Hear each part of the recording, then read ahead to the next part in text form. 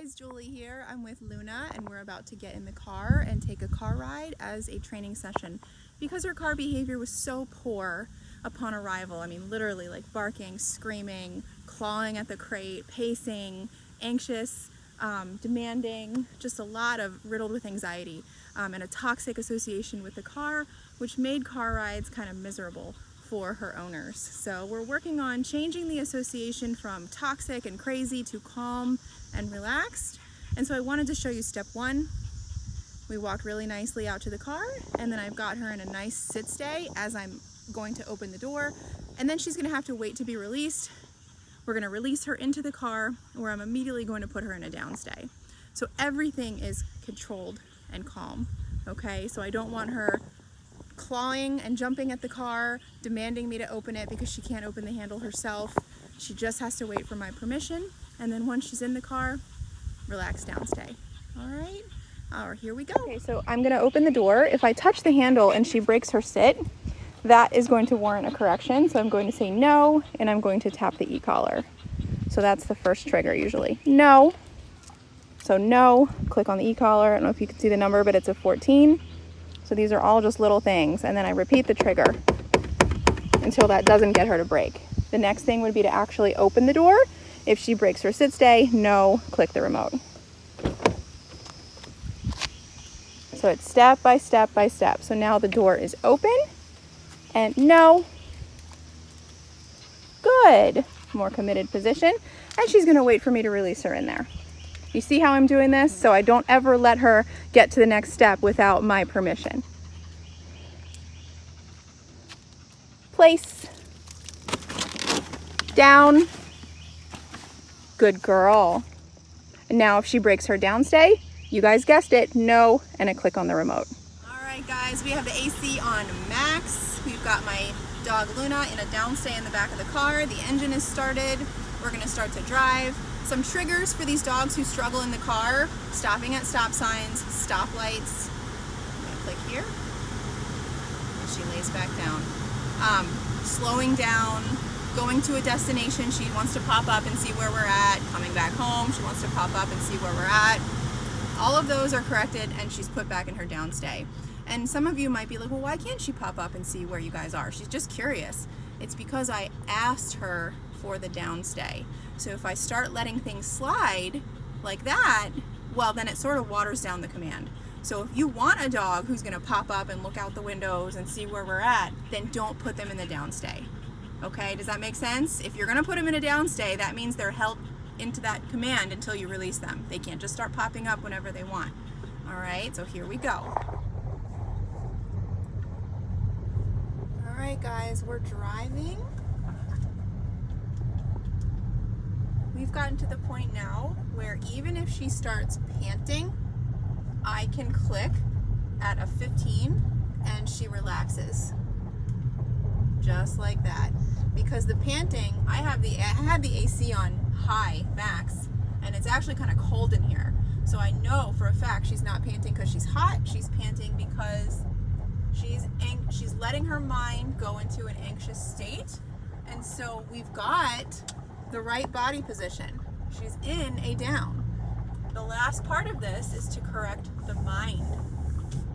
So when her mind starts to go into an anxious state, when the panting dials up, I can click and she relaxes. Now, enough consistency with this protocol, and she's going to start to self-regulate, which means she'll notice herself elevating in her mind, start panting, and she's going to stop herself and put her chin down. But for now, all I'm doing is clicking at a 15 when the mind starts to go up. This is what we want her to be like in the car. Calm, relaxed, not anxious, in a nice downstay, and believing she might be here a while with no other options. Once options start to show up in her mind, options of sitting up, standing up, crawling to the front seat, pacing around the car, looking out the window, barking, crying, pacing, whining, screaming, that's when her mind elevates her back down. The reason this is working is because of the knowledge given to her with the e-collar. That was no correction from me. That was self-monitoring, self-correction. So this is what we do. We drive around and it's a session and we don't even end up anywhere, because a lot of the problems in the car stem from her anticipating where they are going, because it must be somewhere really exciting, or maybe it's the vet and she's nervous. But either way, this is how we change the association of the car from toxic to healthy and calm. This is what the work looks like, and this is what it looks like to be consistent. There is nothing unaddressed. And we are devoting an entire session just on the car because it was so bad when she got here. Now, make no mistake, this isn't magic. You can see the work that we're putting in. I'm actually showing you every bit of work that we're doing with her in the car. The only thing keeping her together, holding her together, keeping her successful, is the accountability for holding that downstay that I put her in. That's it. So it's reliant on her humans. This will not transfer to your car, but the training goes with you. So if you do what I'm doing, you will get this.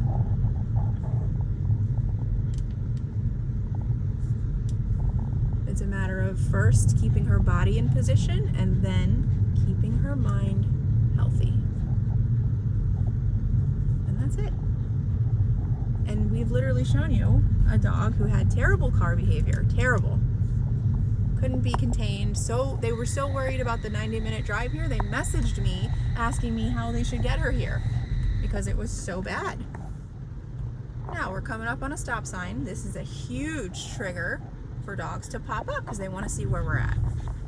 So it gives us an opportunity as the trainer and the owner to correct that. So we're at our stop sign. Good girl. And because she's been through this before, she's not going to make the same mistake. Why? Because she knows I'm holding her accountable. That's it. If she's with someone who she doesn't think is going to hold her accountable, it's over.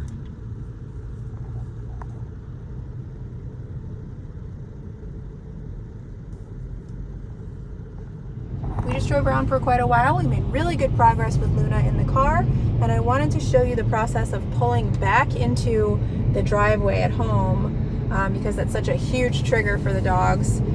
Stopping the car, and then especially the shifting the lever and then taking the seatbelt off.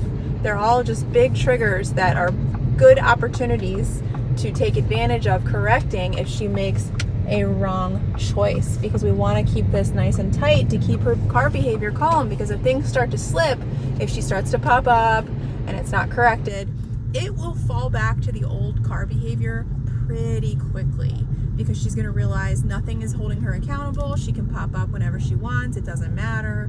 And it starts with little things. It starts with popping up when you get back home and you say, oh, it doesn't matter, we're back home. And then she busts out of the car without permission. So it's little things like that that we like to keep nice and tight. And I'm showing you just how tight we keep it by giving you this video, because I don't think that some people realize just how strict we are with this stuff, and for good reason, because we want our dogs to be their best selves, be calm, be relaxed, not be anxious, and definitely not revert back to the behavior that you saw on drop-off day, which is just unmanageable for anybody. So here we are, we're pulling up into the driveway. Stop the car. That's test 1 that she passed. Test 2 is the lever. Okay, good girl. And remember, I mean, we've practiced this before, and that step 3 is the seatbelt. These are all just little triggers that she's been through before, and remember, what's holding her there is the accountability. So now I'm going to turn the car off. Good girl. And then get out. Remember, I put her in that downstay, so she's got to hold that. Opening the door, good girl. I'm gonna flip the camera around here. This is a hard one. Opening the door. Okay, so remember, no. She can't get out. She can't break that downstay until I release her. All right, so I can, if I wanted to, get her back into a double down by starting to click at those low numbers. And she's gonna put her head down just like that. Good girl. Good. This is hard for her because all she wants to do is be out of the car. That's why on drop-off day, you saw all of that behavior, barking, pawing at the crate bars, whining, screaming, and then when they finally open that crate, she lunges and jumps out of the cars because all she wants to do is be out. And I'm asking her to stay right there, okay? Now, I could release her by giving her the break word, but I'm going to choose to recall her. It's going to be a recall with the tone and the words COME. The expectation is for her to come to me and sit somewhere in the vicinity of my feet. Come. Good girl. Sit. Good girl.